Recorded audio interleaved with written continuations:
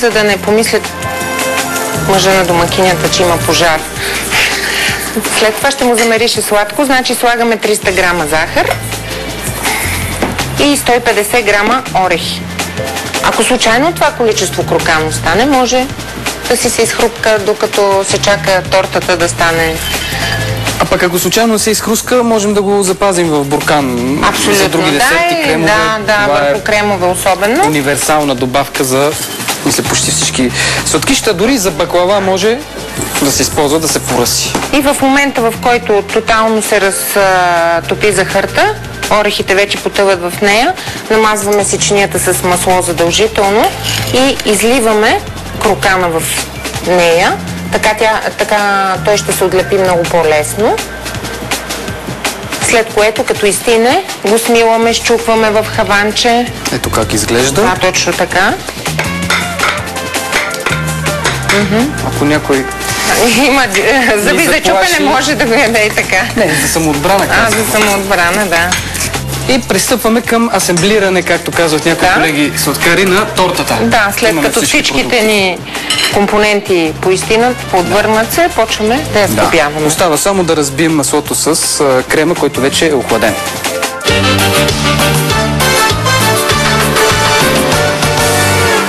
Вече имаме, Иване, готовия крем студен.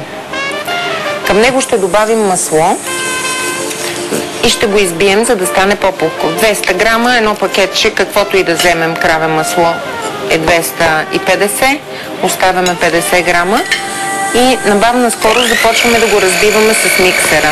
Това изисква доста време в интерес на истината, тъй като трябва да стане много добра хомогенна смес.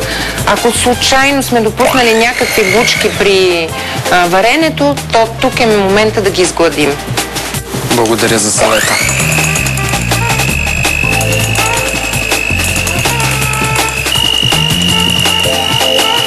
И ето, както ти казах, вече имаме готова хомогенна смес. Ако искаш, можеш да опиташ.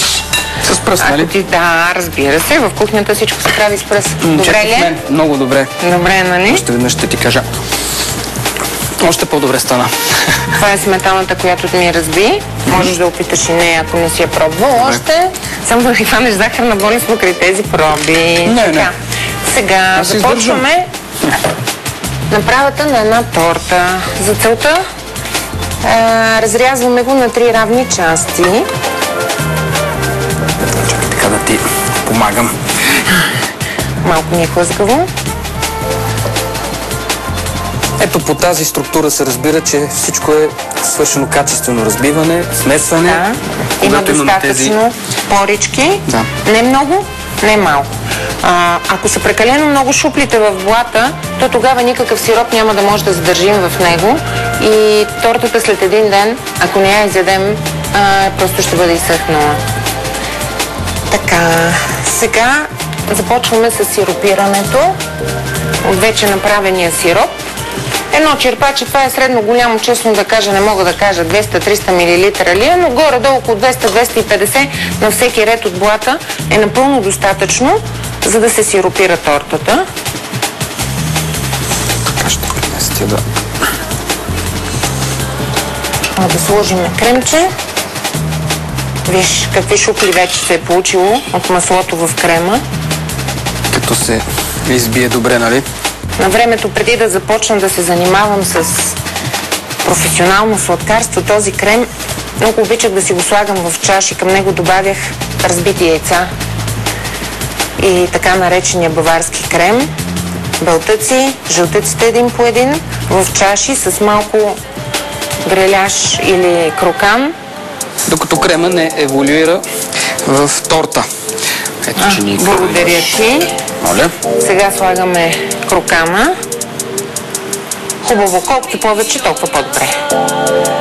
Това е, може би, една от най-вкусните компоненти на тортата. Желателно е да сложим първо капака, тъй като, както виждаш, и аз малко съм го изкривила при рязането, с това можем да нормализираме нивата. В домашна обстановка почти всяка торта става леко крива. Това е чара. Но това я прави домашна. Само във фабриките стават перфектните форми. И по това сладкишите се различават, пък и по вкуса. А когато е в Сега ще сложим разбитата сметана, която е като каймак. Вкусното в тази сметана е, че е естествена животинска, около 38% масленост.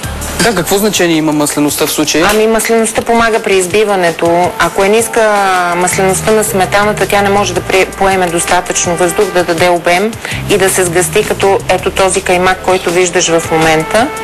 Затова е хубаво сметаната да бъде поне 38%. Отново слагаме крокан, счукан на гриляж. Хубав плътен слой, за да ни е вкусно. Така. И гледаме къде е най-ниска. Слагаме по-дебелата част. Горе-долу. Мисля, че я догодихме. Да бъде сравнително равна. Няма да се излагаме. Да. Слагаме още сиропче. Абе, тук май може да сложи още маничко. Аз специално всички ме познават, че обичам доста сиропираните торти.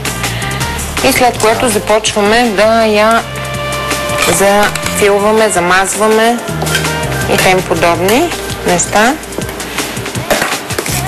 Докато зафилваш, ти спомена преди да станеш сладкар, си правила баварски крем и други вкусни десерти. Каква е професията ти или това, което си учила? Моята професия, аз съм работила като преводач дълги години. Завършила съм икономика. В старото време съм работила в отдел по международно сътрудничество. Новото време... С кои страни си сътрудничахте? Ами тогава си сътрудничихме предимно с ГДР и с Съветския съюз. Все пак аз съм доста... Не казвай възрастна. На години. Само това не искам да чувам. Аз съм от миналия век, добре. Така може ли? Върви ли повече? Добре.